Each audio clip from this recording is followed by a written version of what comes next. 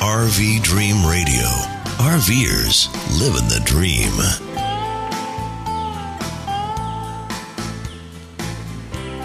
You're listening and watching RV Dream New Radio, and we're very happy to be in Camp Klamath in Klamath, California. And we're here with Aaron Funk, who we told you about, that we had got to know on the phone, and we have made our way up here. Thank you very much for letting us be here, Aaron. Well, I'm excited you're here, Bob. Tell people where we are. Well, as far as an RV or a camper, a tent camper, you're right in the middle of the world. You're right in the center of everything. We're in Klamath, California, which is approximately 50 miles south of the Oregon border. It's below Crescent City by 25 miles and north of Eureka by 60 miles on fabulous Highway 101. And it is a fabulous highway. We know that because we did a bunch of it. It's beautiful, isn't it? Incredible. Wasn't expecting that. That's worth the trip right there, just to be able to see Absolutely. what you see on that drive. It's Absolutely. absolutely wonderful. And Camp Klamath, how long have you been here? I discovered the place in July in 2002. And you were living in Newport Beach? Newport Beach, Corona Del Mar. Right. In Southern California. And you decided this is it? Well, actually, I was on the way up with a friend, just cruising Highway 1 and Highway 101 in my motorhome. And it was late in the afternoon, and actually early in the evening. It doesn't get dark here until about 10 o'clock in July. And we'd come to see an old campground that has since washed out by the Pacific Ocean. And driving by, I stopped here. And it was closed. It had been in foreclosure for a couple of years, and nature had taken back a lot of it. It used to be called River Woods Campground. The natives and locals were calling it River Weeds Campground because it was disarray. And about 2 miles off. 2 miles off of Highway 101 exactly, with a second RV park. And there were some of those cones, those orange construction cones out here blocking off this driveway. And I looked at that, and I looked at her, and she looked at me. She got out, and she moved a cone, and we drove in here and trespassed. We went down here to what is now C4 and parked the motorhome and had a wonderful steak barbecue. Next morning, after returning from the river, I heard some weed eaters, and came back up here by the office and asked what was going on. They said the place had been in foreclosure. I answered. My background was real estate. I understood that. When does it come out? And they looked at their watch and said, well, gosh, the county recorder opens in about 5 minutes, and the previous owner will have it back. And so I met with him. And timing is everything. It is everything. And I wasn't looking for another spot, but I was ready for another spot. One of those things that when finally you realize when things like that happen, pay attention to them. Right. Right. So that was it? Made the deal?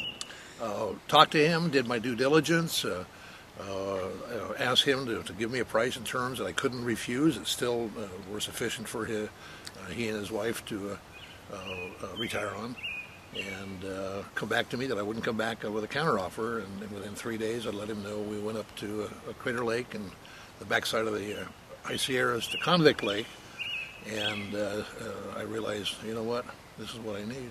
As soon as we got into Independence, I think it was at Lone Pine, where I had cell phone connectivity, I called up and we opened escrow on the phone. So you moved everything up here in just trailer after 2002? 2002. Correct. 2002. Yeah, closed escrow on September 11th, as a matter of fact. And for the RVers that are coming here now, tell them what they're going to experience. What do you have here? We are literally in the center. We're surrounded by the National Redwood Park. Off to my left is the National Redwood Park right across the road there, and it surrounds us with the exception of the river, and that's one of our property lines, Klamath River, which is the second largest river in the state of California. Surrounding that is the Yurok Indian Reservation. You mentioned that on an earlier segment, and that's the Yurok tribe, which is the largest tribe in California. We have an abundance of things to do. There are attractions like the jet boat tour, which is an excellent tour up the 25 miles up the Klamath River, black bears and all eagles, along. Everything. Just just on both sides. You're going to have to get you up there on that. Love it. And then we have Trees of Mystery, which is the largest, most popular tourist attraction in the entire northern state of California. And they have a gondola ride going up into the forest, the redwood forest. You're taking a gondola ride right through the trees. Right through the trees at the top of the mountain. You look out off to your left, and there is Australia. And you look off way off to your right, and you see Singapore. And then on the other side of that, you can see Hawaii. it's that great of a view. Perhaps in hyperbole, but not too much. We should mention that one of the great views that you're ever going to see is where the Klamath flows into the Pacific. Yeah, I mean, that's mind-boggling. We're going to get you up there on the other side of the river also. The Trees of Mystery has a world-famed Indian, early American museum. It's one of the best, if not the best, private museum regarding native peoples. It's free, and they have a great gift shop there too, and a motel across the way. We have a number of excellent motels. We have a couple of bed and breakfasts that are highly rated, one of which is nationally #1 last year and the year before. Now, we should say here at the park, as far as the sites are concerned, you have kind of two kinds. You have what they call up on the mesa. Yeah, we have the Mesa and the Glen. Those are two of the areas that are primarily RV. And we saw that on the tour. You can in the Glen, you can just get away from everybody and everything.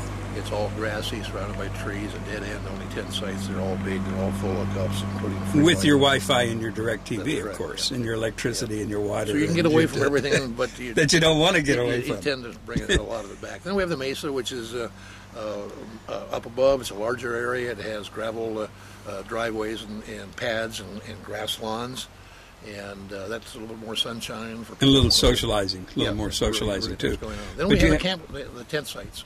We keep those separate by and large. We have some hybrid sites where they have a family that would like to have another family come in with a tent. And you have good bathrooms and showers, and I noticed that you're keeping those pristine. Yeah, we've had in the past a little bit of trouble early on in the year because of the climate, a lot of rain, and a lot of mud being tracked in. And so we just hit it every other hour with brand new tile floors, tile walls, showers. We're real proud of them, as well as our laundry room. And you have a store. You have a store. You have a laundry room. Right. You have playground for the kids. We do, and we have in the store. We try to keep Safeway type prices. We don't want to gouge anybody. We're looking for friends.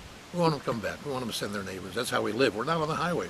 Right. We don't have that 24/7 logging truck thing. We're back over here on what we call the quiet side of the river, and so we need people out there saying, "Hey, here's a brochure. I just came from there. You got to go there." And getting up on those wonderful sites. Like now you're 2 miles in, so what people don't realize is how quiet, lovely, secluded.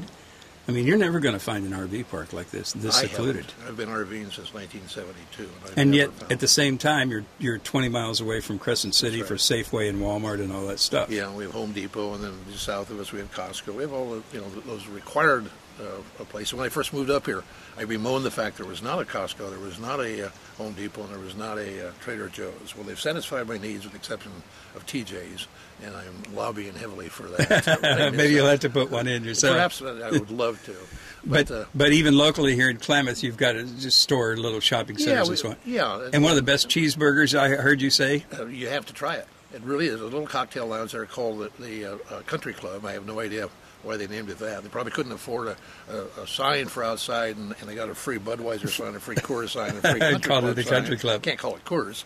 Can't call it Bud, so they put that up there, but great cheeseburgers. And we'll finish this interview, and we're going to be talking about a lot more things, but we'll finish this up with the salmon. Not the fish. Salmon rules. Okay, as they say around here, king salmon, as if it were a royalty, and in fact it is. We have some of the best salmon fishing in the entire world. We have 2 runs. We have a spring run, we have a fall run. And we're right now in the middle, as you know, of the spring run, and those are those big, fat, juicy king Chinook salmon that come up there with 2 fish filled more than fed 40 people. You saw that, yeah. 2 salmon. People, and we had leftovers, which we love. And there's something special about fresh salmon, isn't there? It's a different taste, and you're going to get it Safeway in L.A. Well, number one, it's wild, okay? And the only way you can serve wild is if you have it caught in the ocean, you buy it commercially, or you buy it from a tribe that nets it. You can't buy it from a fisherman or go out and sell it if you fish for it. And so not much salmon is wild, and not much Chinook, king salmon especially, which I think is the best there is. And when it's fresh, just like everything else, corn on the cob, lettuce, everything is better fresh. Except for maybe a real good ribeye steak.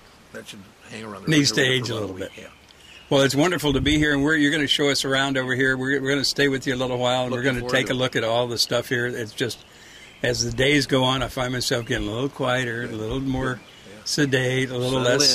Settle in. The blood pressure is going down gradually. It's really something to be here. Yeah, it's a wonderful balance between a lot of things to do, a lot of challenges, a lot of history, a lot of beauty, flora and fauna, and at the same time, a relaxation and just settling back into real life. Thanks for letting us be here. Thanks for being on RV Dream. We're going to have a good time.